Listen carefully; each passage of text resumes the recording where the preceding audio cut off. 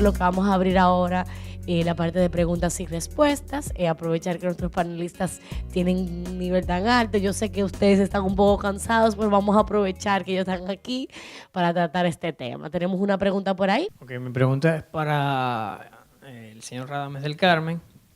Primero que nada, muchas gracias por la amena presentación que hizo, que aunque fue larga, fue bastante entretenida. Y antes que nada, le pido disculpas por mi siguiente pregunta, que no parezca incisiva, aunque puede entrar en un tema un poco polémico. Y con relación al comentario que hizo de Punta Catalina, que hizo el comentario de que el gobierno estuvo visitando todos los países productores de gas para poder conseguir el gas y que se pudiera instalar la planta de gas natural y que no sea de carbón. Que no estoy diciendo que de carbón sea mala, yo soy un fiel defensor de que aquí había que poner plantas para bajar el coste de la generación por el tema de los combustibles fósiles, aunque ha bajado un poco el petróleo. Pero casi de forma oficial, que yo no estoy afirmando que sea así, y prácticamente de manera directa, yo he sabido que el gobierno de Qatar se ofreció para instalar una planta de gas natural, una terminal de distribución de gas natural en el puerto de Manzanillo. Y ellos decían que el gobierno no estaba interesado y por eso fueron a buscar dónde instalar esa terminal, y creo que están ahora mismo en el Golfo de México. Eso hace más de un año de ese caso. Entonces, yo me pregunto, pues entonces si fueron a todos los países, Qatar estaba interesado y aquí el gobierno no le hizo, parece que mucho caso, según decían ellos. Y la otra es que me podría decir cuál es el nombre de la constructora que usted dijo que tiene no sé cuántos años haciendo la planta de carbón. Sí, yo creo que la primera pregunta tal vez te pudiera dar más detalles Mayra, que yo, pero fíjate, nosotros somos parte del DERECAFTA. No solo fue Qatar, para nosotros vino muchísimas empresas proponiéndonos que ellos se encargaban, porque cada vez que se oye del problema dominicano, dicen, las soluciones vienen integrales. Vienen y dicen, yo te pongo una planta y no te preocupes, no tienes que tener dinero, yo te pongo el dinero, yo te regalo todo, que resulta sospechoso, pero resulta que ya nosotros tenemos el sector privado acá, entonces nosotros no podemos hacer ninguna selección directa, porque primero lo prohíbe la ley de compras, lo prohíben los tratados internacionales y todo el mundo lo que venía era para que tú le dieras un contrato grado a grado. Entonces, desde el punto de vista normativo, desde el punto de vista jurídico, era imposible que eso se diera. De la única manera que se podía dar era, si Qatar y nosotros tuviésemos un acuerdo bilateral firmado ya, es decir, entre el gobierno de Qatar y el de República Dominicana existe un acuerdo bilateral de entre países de colaboración. Segundo, mediante ese acuerdo, estos tipos de transacciones se podían dar. Tercero, que los bancos que fueran a financiar esa inversión fueran completamente del sector público de Qatar, porque si entre ellos había un banco privado, ya tú lo que estás favoreciendo a alguien. Entonces, todo eso se estudió. Vino una también de Estados Unidos, vinieron rusos, hablamos con todos los idiomas. En realidad, en esa sala vimos pasar todo y todos querían lo mismo. Dame una planta y yo te la hago, pero el sector privado estaba ahí diciendo, incluso Milton y su equipo están diciendo, ¿qué van a hacer? Y no solo eso, sino que nosotros nos habíamos hecho el análisis, el área jurídica se había hecho el análisis de cuál era la forma en que se tenía que hacer. Y de ahí, fíjate que se respetaron las leyes al 100%. Fíjate que dentro del consorcio que gana, hay una empresa brasileña, hay una técnica que es la de Tecnimont Italia, y está el consorcio Estrella, porque hay una ley dominicana que dice que cuando el dueño de las empresas del bien es el Estado, tiene que permitir que haya una empresa dominicana adentro. Eso por un lado. Por el otro lado, la empresa a la que digo, y puede accesar a su página web, la que diseñó la planta, es la empresa Stanley Consultant de Estados Unidos. Ha construido más de 4.000 megavatios. Me puedo equivocar con la cifra. La verdad es que han construido el sistema nuestro, por lo menos lo han construido más de 50 veces, lo que es el sistema nuestro total de los 2.000 megavatios.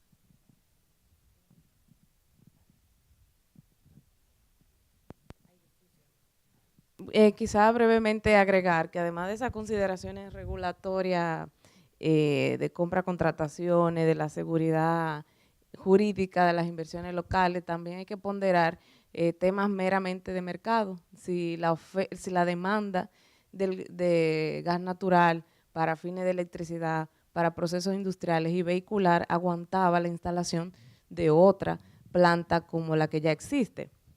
Además de eso, conversábamos con Milton, no sé si tú quieres agregarlo, que los contratos de compra y venta de gas natural o de cualquier otro hidrocarburo generalmente van desde 20 años hasta 30. Entonces, por eso quizá a don Radamés le faltó decir que no se conseguía gas, no era porque no había en esos países, porque es que ya ellos tienen una cantidad de contratos de suministro con otras naciones. En el caso de República Dominicana, nosotros tenemos un contrato desde el 2003, me parece, con Trinidad y Tobago a 20 años. O sea, es asegurar el suministro, pues si no, de nada nos sirve tener la planta ahí sin tener con qué ponerla a operar. Y yo, Geo Ripley, de UNIBE. Y yo quiero también agregar en experiencia, no en el sector eléctrico, sino en el sector infraestructura, en el sector construcción, mejoramiento de vivienda, que de golpe con esos contratos muchas veces que vienen de ese tipo, se hace el contrato y de golpe van en Europa y lo venden a terceros con enormes ganancias. Y de golpe, como no hay ya la fiscalización de lo mismo, no se hace el proyecto y se pierde todo. Tenemos esa experiencia anterior. Bien, bueno, además felicitar a este estupendo equipo.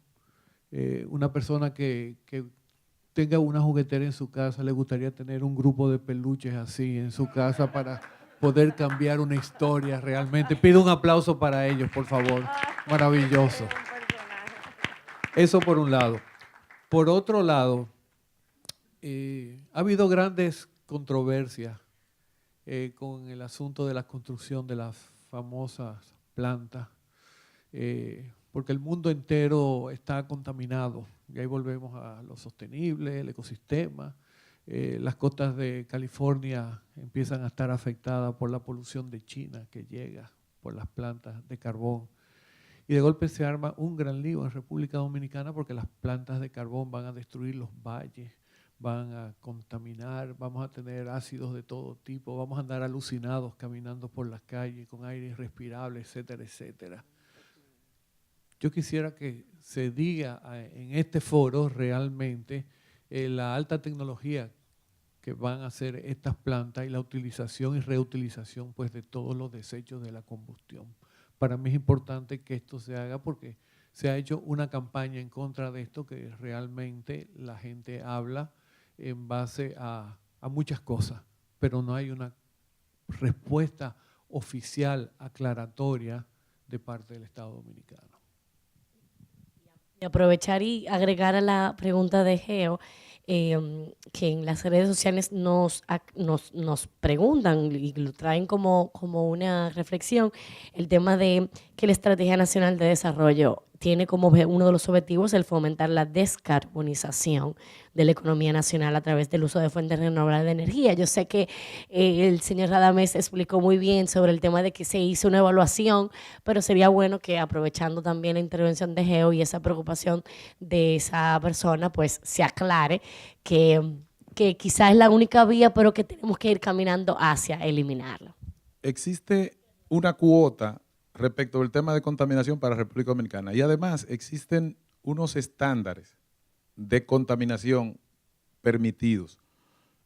Esta planta, por eso costó como costó. Al final tuvimos que elegir una tecnología de subcrítica y el precio justo se eleva porque a la salida tiene una recuperación de gases en la que uno de los mercados que se va a empezar a desarrollar, que va a ser un mercado nuevo, es el tema del uso de la cal para recoger los gases de salida de la central. Y eso va a generar que se genere otro subproducto de la recogida de lo que sería la contaminación. Se recoge a través de los procesos, mezclando cal con otra sustancia y termina en siendo subproducto tanto como para abonos, para asfalto y para relleno de autopistas, de calles.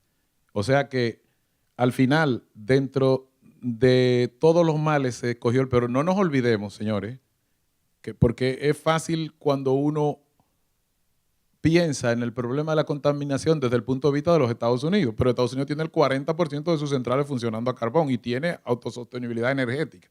Pero un país como el nuestro, en donde la temperatura media son 32 grados promedio anual, y nuestro pueblo, nuestra gente, la mayoría de nuestra gente duerme sin energía y no tiene capacidad de tener una planta. Hay una responsabilidad que se establece en la misma Constitución que tiene el Estado de proveer ese servicio. Entonces, una cosa que se evaluó fue, fíjense bien, esta central, las centrales que desplaza, ella contamina menos que desde el punto que la que desplaza. O sea que desde el punto de vista neto, la central de Punta Catalina reduce lo que serían las emisiones de lo que sería la contaminación al medio ambiente. La posición que tiene China liderando el mayor número de capacidad de generación de energía renovable. Y entonces hablan de que en la región de Latinoamérica, pues Brasil lleva de la delantera en ese sentido. ¿Cómo podemos ver en un futuro, no a muy largo plazo, a la República Dominicana? Quizá no en Latinoamérica, no seamos un poquito tan ambiciosos, pero quizá en el Caribe per se, compitiendo con nuestros hermanos vecinos, los más cercanos.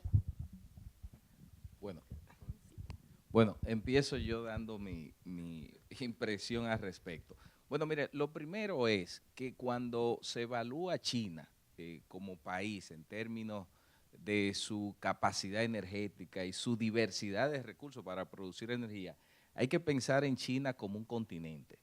China tiene de todo. O sea, China, cuando la evaluamos desde el punto de vista de su potencial de energías renovables, en el caso de la gran apuesta en eólica y solar que tienen, cuando uno ve los niveles, digamos, de, por ejemplo, la velocidad de viento para producción de electricidad, tiene lugares que son bastante idóneos. Obviamente, China viene en un proceso de desmonte bien acelerado de lo que es su infraestructura energética basada en combustibles contaminantes. Yo puedo dar así fe de una experiencia que tuve no hace mucho tiempo, hace como 2 meses y tanto.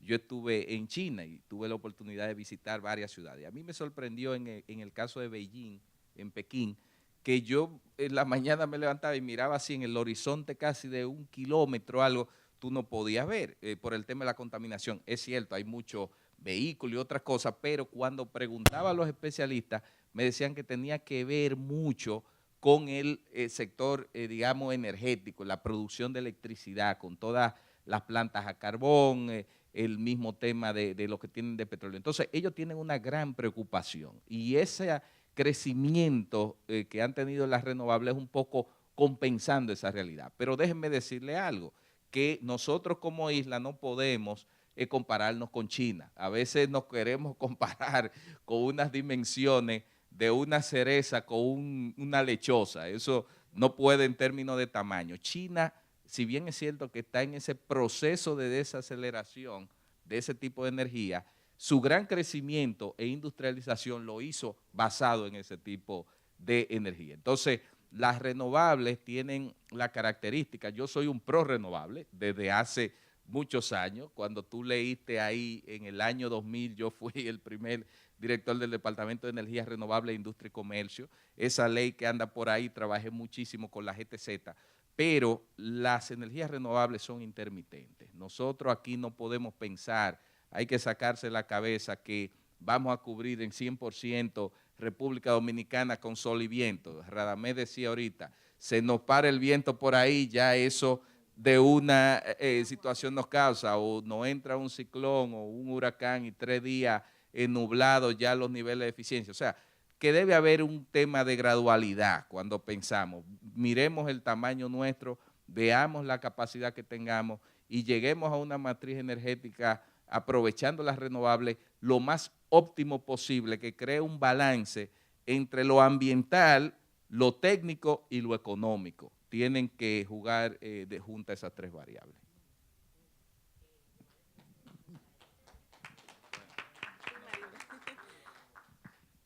Me pasó el relevo aquí. Bueno, antes de hacerle la pregunta a Erika, quería acotar al público que uno tiene la tendencia a enfocarse mucho en electricidad, pero energía es más que electricidad. Claro, obviamente países como nosotros, la prioridad es el servicio público de la electricidad. Y con esto quiero dirigir mi pregunta a Erika, felicitarte primero a los tres, obviamente, por su presentación, pero en el caso de Erika, visualizo hace una gran oportunidad, como tú también, en el tema de coprocesamiento. Y antes de la pregunta, quiero contarles que República Dominicana tiene su primer proyecto de coprocesamiento. Se está fomentando la utilización o la reutilización de llantas y otros residuos sólidos, quizás como cascarilla de arroz, entre otros, que tengan un alto potencial calorífico para reaprovecharlo en la industria de cemento, para que vuelvan a sus hornos y la energía y el proceso industrial se motoriza a través de esos residuos. Ese es un primer proyecto, también financiado por la cooperación alemana y con 4.5 millones de dólares, y donde se está involucrando al sector público, al privado y a las universidades para entender que el coprocesamiento es una realidad viable para República Dominicana. Y con esto quiero que tú nos enfoques un poco más, quizá tu experiencia, lo que es el coprocesamiento para generar energía. Generar energía a través de desperdicios sólidos para las cementeras es un paso increíblemente más sencillo para llegar al desarrollo de las otras tecnologías. Las cementeras ya están acá y esa es una cosa que vemos en Estados Unidos. O sea, hay que generar valor a través de los desperdicios. Y los desperdicios plásticos específicamente, cuando son transformados en pirólisis, son los que más valor le van a dar al productor. Hay otras tecnologías también. Las cementeras quizás no nos van a dar tanto valor, pero ya están allí y hay muchísimas más hechas. Porque realmente el mayor reto es coleccionar y conglomerar la suficiente cantidad de residuos sólidos de un tipo en un lugar. Entonces, para generar esta cultura de, ok, vamos a coleccionar o vamos a mandar esto para aquí o para allá, estamos utilizando las cementeras en Estados Unidos como parte del Energy Bag. Entonces, estamos mirando dónde están localizadas y decir, ok, quizás no hay una planta de pirólisis cerquita, pero hay una cementera, entonces podemos empezar a generar cultura, podemos a generar un mercado, porque desarrollar el mercado es algo que toma cambio de cultura y de comportamiento del consumidor. Pero si lo haces de una manera de que sea conveniente para ellos.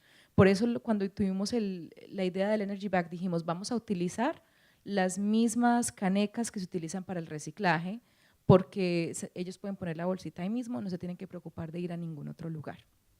Entonces, a nivel de eso vemos que todos los tipos diferentes de recuperación energética, llámese gasificación, llámese pirólisis, llámese recuperación se llama Engineered Fuel Pellets, los de cemento.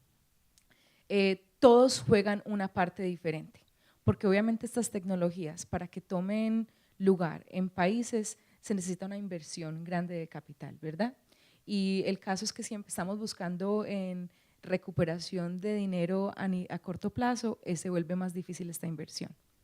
Y además que no todos los tipos de productos van a servir para todas las tecnologías. Entonces, dependiendo de las necesidades que tenés o las capacidades de separación de productos, tenés que escoger la tecnología.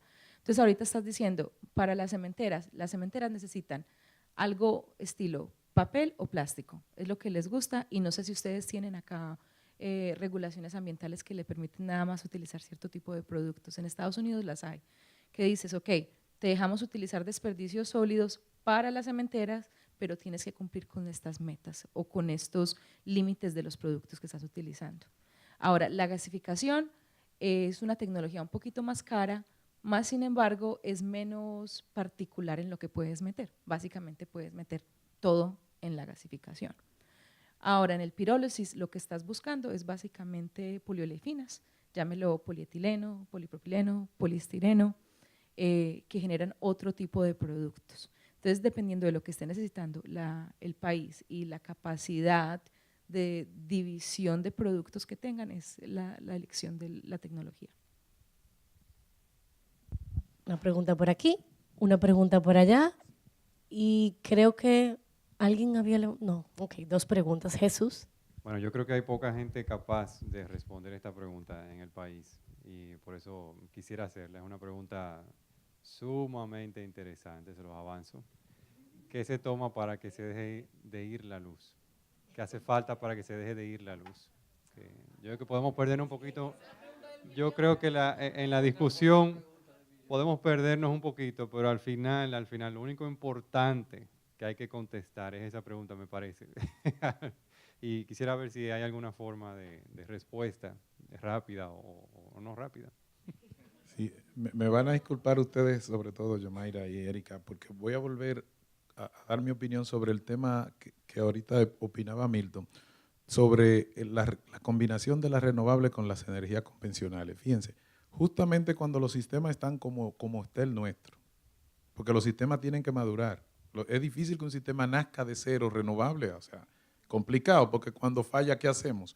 Cuando los sistemas están como está el nuestro, ¿qué es? Que ha habido centrales que han cumplido su ciclo. Fíjense que los contratos de una central eléctrica siempre de largo plazo, 15 o más años, porque tiene que pagar la inversión, el inversionista tiene que pagar su financiamiento, pagar la inversión, ganar dinero, pagar la operación y luego tiene una central lista, la tiene el sistema, porque él tiene 2 opciones, arranca esos hierros y se los lleva, con lo cual la mitad lo va a perder en el camino, o los deja. Entonces, esas centrales que ya están pagas, que están pagadas ya, esas son las que permiten el desarrollo de las renovables. De manera que nuestro sistema eléctrico nacional interconectado, en la medida en que ha ido madurando y se han ido acabando esos contratos del Acuerdo de Madrid, que ustedes saben que se acaban el año que viene y que justo en este momento estamos nosotros haciendo una licitación para sustituirlo. Este es el momento, por eso ustedes veían en la presentación que hay una intención de promover licitaciones de energía renovable, pero cuidando que no espante las inversiones de la sostenible, porque nadie va a venir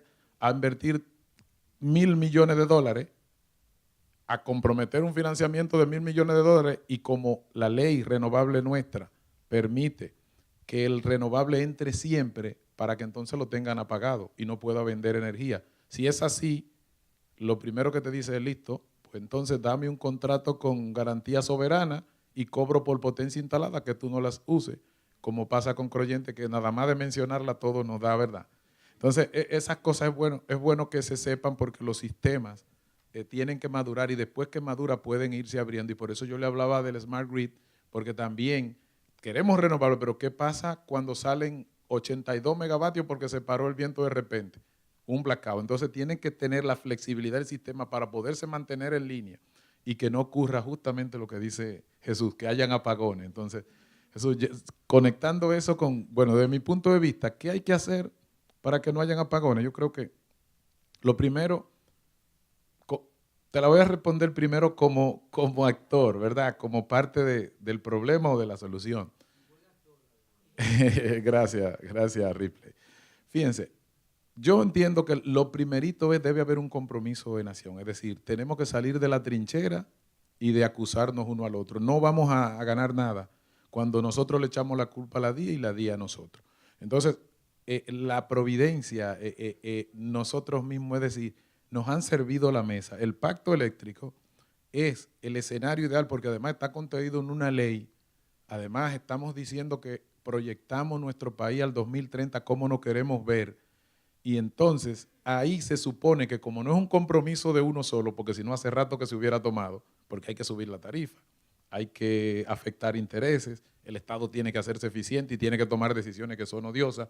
Entonces, como tomar eso para una sola persona, que además tenga otros intereses, pudiera ser un tema complicado, ahora resulta que nos lo ponen en bandeja, porque ahora lo vamos a tomar todos los dominicanos y nadie va a ser responsable ni culpable. Entonces, lo primero para mí, lo primerito, dejar las trincheras y sentarnos en la mesa. Lo segundo, podemos tener intenciones de las que tú quieras, pero un sistema eléctrico es un tema eminentemente técnico.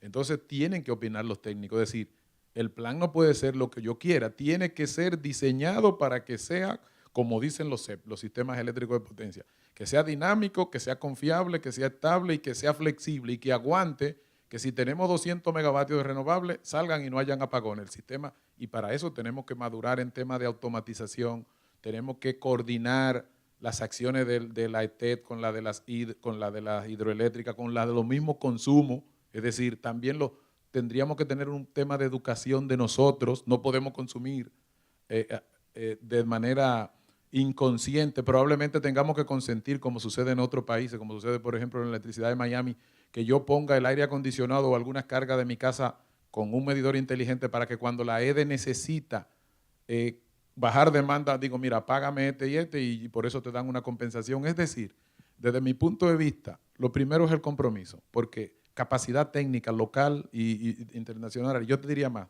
nosotros estamos preparados como para resolver el problema. Eso es la primera buena noticia.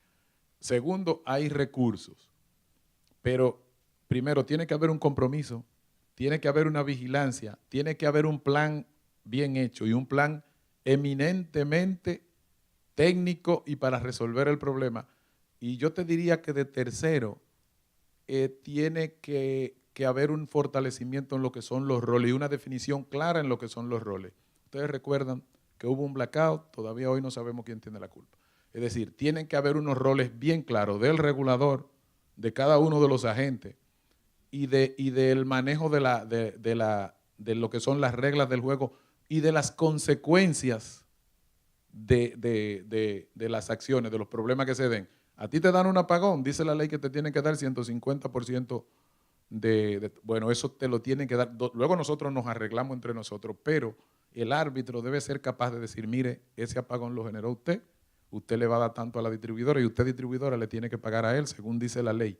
Entonces yo creo que más que todo lo que hace falta es que la verdad sea la que hable en el sector, porque desde el punto de vista de la tecnología, esto es un problema que está resuelto en toda parte del mundo. Y no es que no habrán apagones, pudieran haber apagones, pero pueden ser ya producto de una contingencia, un tema que uno lo tolera, y podría ser de una manera un poco más ordenada, un poco más previsible. Eso implica obviamente que vamos a tener que modernizar nuestras redes. Ahora mismo, por ejemplo, no me quiero extender demasiado, pero una patana, un carro choca un poste en el medio de la ciudad y te quedaste sin energía hasta que no se pare ese poste. Las redes no se planifican así. Las redes se planifican que hay un interruptor más adelante automático que sale, corta eso y por el otro lado de otra subestación se alimenta todo el mercado. Pero todo eso no es un tema de técnico. Todo eso se llama arquitectura de red. Todo eso está escrito y es fácil para nosotros los técnicos. El problema es que el sector eléctrico no lo manejan los técnicos. El sector eléctrico se maneja con un criterio económico y político. Entonces, si nos lo dejan a los técnicos y dicen, señores, yo soy el inversionista, yo quiero mis ganancias, yo tengo tantas acciones ahí, y el Estado nos dice, miren, ustedes tienen una responsabilidad con esa población, nosotros los resolvemos, pero tenemos que ponernos de acuerdo. El interés privado con el interés político para respetar al soberano que es el usuario o el pueblo que está del otro lado, desde mi punto de vista. Yo quiero complementar un poco a lo que comentó Radamés ante la pregunta de Jesús y de acuerdo con él en los planteamientos de que lo que se necesita es ponerse todos a una y encontrar una solución a eso. Ahora, yo quisiera complementar diciendo algunas cosas. Lo primero es, transpórtense al 31 de diciembre o al 16 o al 20 de mayo del año pasado, de hace 3 años, el día de las elecciones. O sea, piensen en el año nuevo o el día de Nochebuena o un día de elecciones. Normalmente el país se enciende. Es muy extraño el que tenga un apagón o esté apagado. ¿Por qué yo hago esa? Más bien les invito a pensar en esos momentos para que ustedes entiendan que en términos técnicos hay la capacidad para de manera coyuntural encender el país. La realidad actual ahora mismo es que solo el 53% de los circuitos, que es casi la mitad de los clientes del país, recibe 24 horas de electricidad. Pero también hay una máxima que se plantea y es así, que la electricidad más cara es la que tú no tienes, es el apagón.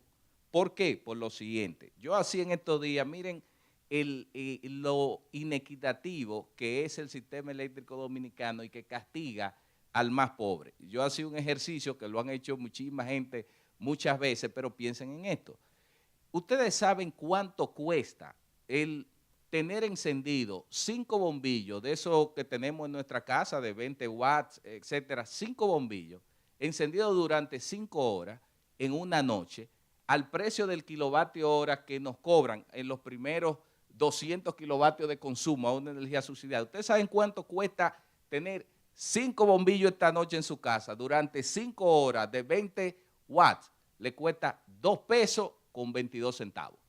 El que no tiene luz en su casa y le da un apagón esta noche en un barrio pobre y compra 4 velas o 5 velas que en ningún momento tienen la calidad de iluminación de un bombillo, esa vela se derrite en 2 horas. Una vela pequeña de esa de cera cuesta 5 pesos. 5 velas por 5, 25 pesos. Y el consumo eléctrico de 5 bombillas por 5 horas cuesta 2 pesos. No sé si captan el mensaje.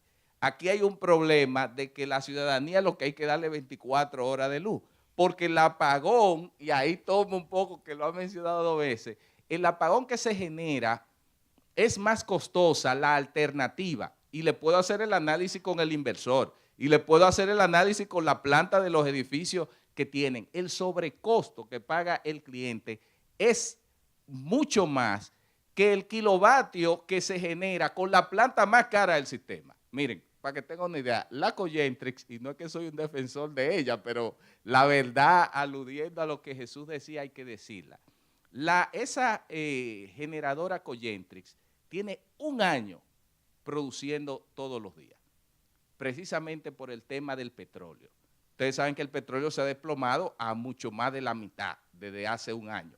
Esa planta ha estado generando 1 año completo. La planta que todo el mundo dice que le pagan por estar apagada, yo le doy esa información, tiene 1 año encendida y nadie lo ha dicho.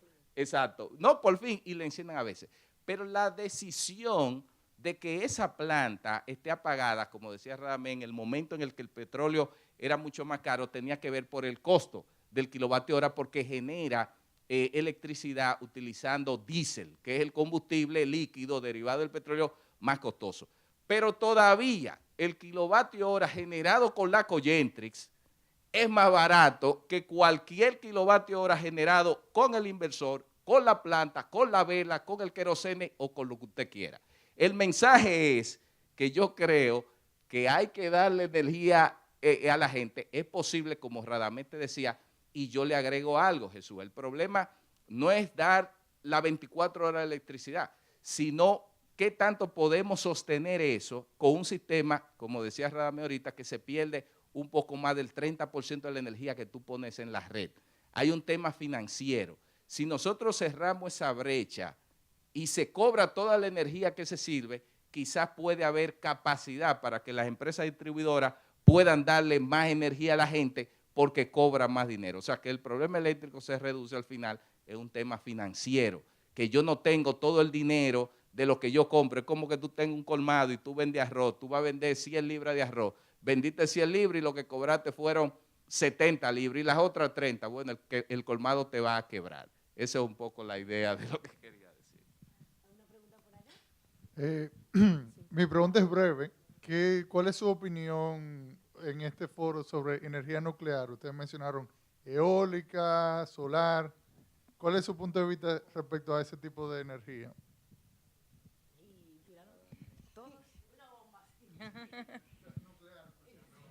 Sí, en un momento, debió ser 2013, nos invitó la Embajada de Corea, y son muy diligentes los coreanos, la Embajada de Corea acá, y nos invitaron a algunos funcionarios de CDE a una especie de cóctel, de foro que ellos tenían con empresarios coreanos. Entonces ellos llevaron a distintos representantes de los sectores en que Corea estaba interesado, para tratar de hacer la sinergia, ¿no? de ellos poder ver posibilidades de inversión en el país. Y yo recuerdo que fue debe ser, si no fue la primera, fue la segunda presentación que yo hice desde que regresé ahora a la CDE en el 2002. Y un empresario coreano hizo la misma pregunta. Y yo le di esta respuesta que te voy a dar a ti. Y él luego me hizo otra sugerencia que también te voy a decir. Él, él me hizo la pregunta, ¿y por qué no piensan ustedes en energía nuclear? Yo le dije, mire, nosotros somos una isla de 78,000 kilómetros. Sí, 48,000 en Dominicana, pero la isla entera 78,000 kilómetros. Cuando uno escucha acá los problemas que se dieron en Chernobyl, en Rusia, lo que se dieron ahora en Japón, y eso, y uno evalúa, y fui muy franco con ello, la cultura que tiene esa gente en el tema de mantenimiento y la cultura que tenemos nosotros con el tema de mantenimiento. Mire, yo como ingeniero, en los tiempos en que me tocó estudiar temas de fuentes de combustible, estudiamos los temas de lo que son los radiactivos, de la energía nuclear. Y aprendí en ese momento que las reacciones químicas, después que se produce la energía, algunas tardan hasta 150 años. O sea, que tú la tienes que enterrar, pero eso no se acaba. Se mueren 3 generaciones y eso sigue ahí abajo, produciendo en la cadena, porque tú rompes una especie de orden de la naturaleza.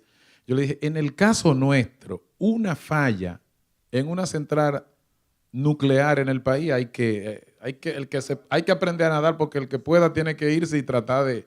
Entonces le dijimos eso, le dije, mire, el país es muy pequeño y realmente una isla de 78,000 kilómetros, no hay ningún rinconcito de nuestro país que un problema nuclear no lo afecte, porque hay que aislar zonas de 100, 200,000 kilómetros, pero están hablando de países que, como decía Milton, o sea, es comparando una cereza con una lechosa o una sandía. Entonces esos países son tan grandes que se van a una esquina, lo montan y mitigan los efectos, como pueden ser esos países como Rusia y como China.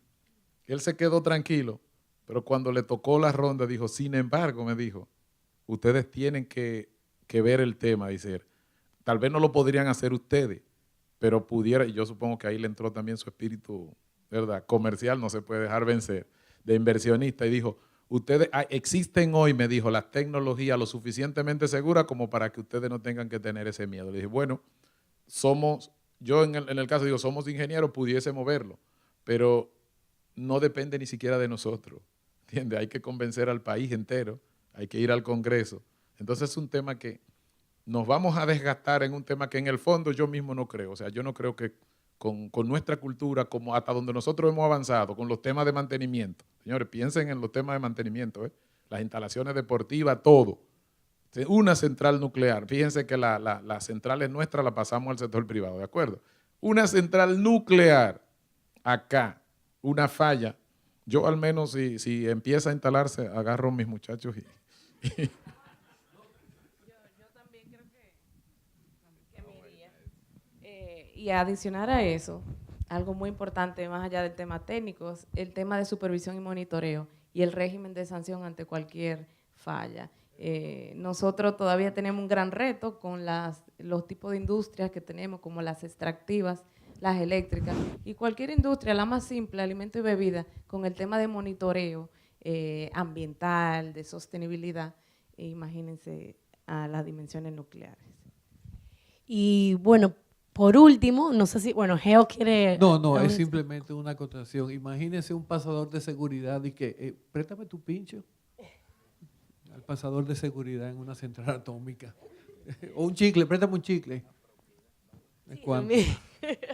Sí, ahora Milton me hace un señalamiento de algo que ya yo iba a decir, porque ha sido uno de los temas más controversiales, donde no ha habido muchos acuerdos, sin entrar mucho en las interioridades del pacto, porque todavía no se han revelado los resultados, pero sí sabemos que el tema del régimen de propiedad en el sector eléctrico es un tema que trae muchas controversias, muchas preguntas, hacia dónde debemos caminar, hacia un régimen de propiedad puramente público, completamente privado o mixto. Entonces, lo dejo como una última pregunta. También pueden añadir cualquier reflexión y luego entonces ya damos como por concluido este espacio. Bueno, mira, sí, precisamente Cristal dice que bueno que coincidimos. Lo que sucede es que en un momento ella me cuestionó sobre ese aspecto de que uno pensaba en la propiedad y se lo recordaba porque da una oportunidad este foro para aclarar algo. Yo que estoy un poco del lado del sector privado, porque en un momento, previo a los temas de la discusión del pacto, se generó toda una campaña donde decían como que el sector privado quería hacerse de todo, querían privatizar la distribuidora, la transmisión, etcétera, etcétera. La visión del sector privado que, digamos, participa en el sector eléctrico es la siguiente. En términos de propiedad, cuando hablamos de propiedad, si público o privado, las industrias que pertenecen al Estado o las que están en el sector privado se quedan. Nuestra visión es que el Estado es soberano de definir quién de una u otra forma es propietario en la industria eléctrica de una parte u otra. Nosotros en ningún momento hemos dicho, por ejemplo, que las hidroeléctricas, por el tema del manejo de las cuencas y los ríos, deberían estar en manos privadas. Eso es algo que el Estado debería manejar, las hidroeléctricas. Nosotros entendemos también que el tema, por ejemplo, de la transmisión, que aunque en algunos diversos países del mundo la empresa de transmisión la operan y tienen propietarios que son privados, también el Estado podría participar. Igual el tema en la generación. El Estado puede, por una política de Estado, definir que quiere participar en el ámbito de la generación y cohabitar con el sector privado, como existen empresas como el caso de Gejaina, Egitavo, etcétera, que han sido exitosas hasta este momento. Pero la reflexión final en cuanto al sector eléctrico dominicano, yo creo que lo importante aquí no es reducirnos en un debate de que si todo debe ser público o todo debe ser privado. Ahorita que hablábamos del caso de China, ahora sí me llega un flash en la memoria y recuerdo el gran reformador de la economía china, Deng Xiaoping, tiene una famosa expresión que él utilizó aplicada a un caso particular y que yo la voy a usar ahora. Él decía, no importa que el gato sea negro o blanco, lo importante es que case ratones. En el sector eléctrico, al final no es que si la cosa es pública o privada, es que funcione. Entonces, el que pueda garantizar eficiencia, sostenibilidad técnica, financiera y ambiental, es quien debe administrar y ser propietario de las cosas. Obviamente, todo en la dirección de que pueda tener al consumidor como centro, digamos, del servicio eléctrico. Porque una de las cosas que han sucedido históricamente y todavía uno los ve, llegó un momento hace años que a la distribuidora le llamaban la casa del terror, o sea, la gente no quería ir y solo hay que ir a una estafeta, a una distribuidora, por suerte ya yo pago electrónicamente, para que uno vea las quejas de la gente ahí en el, todo el que ha ido a pagar lo vive. Entonces, al final de cuentas, es un tema de definir quién puede garantizar que haya un servicio a precio competitivo, de calidad, 24 horas y sostenible, que satisfaga al cliente y ese que maneje la cosa.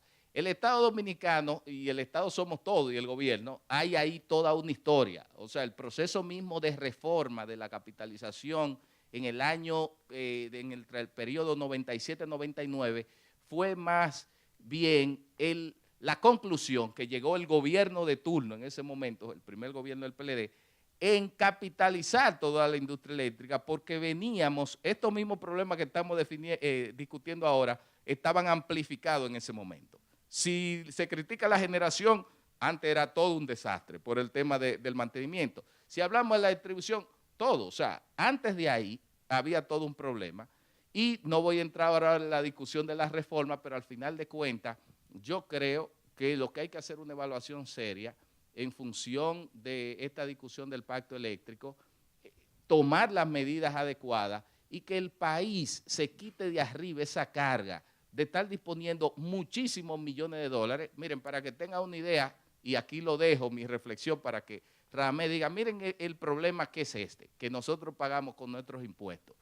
Este año 2015, el subsidio o las transferencias del gobierno al sector eléctrico se van a reducir bastante por el tema de la reducción de los precios del petróleo en los mercados internacionales y cómo eso ha impactado la economía del sector eléctrico. Ahora, el año pasado, el subsidio eléctrico fue de 1.200 y pico de millones de dólares. Multiplique eso por 45. Eso le da a usted más de 50.000 millones de pesos. Bueno, aquí ya los millones le hemos perdido el respeto. La gente ni se ruboriza. Vuelvo y lo repito. 50.000 millones de pesos que se destinaron para eso. Eso es la mitad del presupuesto del 4% de educación. Es el presupuesto de salud que se dedicó para meterlo en el tema eléctrico con los impuestos de todos nosotros. Eso es más que el presupuesto de 5 ministerios, que obra pública, que defensa. Eso es lo que yo estoy hablando. Y lo dejo con esta cifra para que si no se ruborizaron con los 1.000 y pico, en los últimos 15 años se han transferido al sector eléctrico para tener este sector eléctrico que no nos satisface ni en precio, ni en calidad, ni en continuidad, más de 400.000 millones de pesos. Eso es equivalente al presupuesto de la República Dominicana del 2008, para que ustedes tengan una idea. Y esta es la mejor manera de darle cierre a este foro y le doy la palabra a Jesús. No, básicamente mi intervención era para felicitar a Radamés y darle las gracias a él y al embajador de Spradel, que valientemente vinieron sabiendo que hay tantas aristas que tocar en el sistema estatal y gubernamental. Para nada era despidiéndome ni despidiendo el foro, yo creo que eso lo hagas tú. Muchísimas gracias, Radamés. Ha sido muy valiente de parte suya y de parte del embajador de Spradel, y ha sido probablemente un punto de partida de una nueva visión hacia la sociedad civil desde los estamentos de poder, de intervención en las discusiones, de participación dialéctica en los debates. El gran valor de este debate es que todos estamos aquí representados. Hubiera sido un monólogo, que cada uno con una sola perspectiva viniera y hablara y diera una entrevista, diera un material que después será grabado y será publicado. No tiene tanto valor como la riqueza, el jugo que se saca de sacar las opiniones y las visiones de cada uno. O sea que me parece una gran actitud, habla de la grandeza de cada uno, de venir aquí a representar un sector que tiene tantos desafíos como es el Estado, como es el gobierno ahora mismo, y a participar de la cosa pública, de la plaza pública, que necesita de esa intervención, que necesita de esa presencia. Habla muy bien de la estrategia, de la visión política que tiene cada uno de ustedes y del sector que están representando ahora mismo. Me parece que dar la cara y enfrentarse a los diferentes sectores, no siempre opuestos, pero no siempre a favor, habla muy bien de lo que pudiera comenzar a pasar a partir de ahora. Muchas gracias. Gracias, Jesús.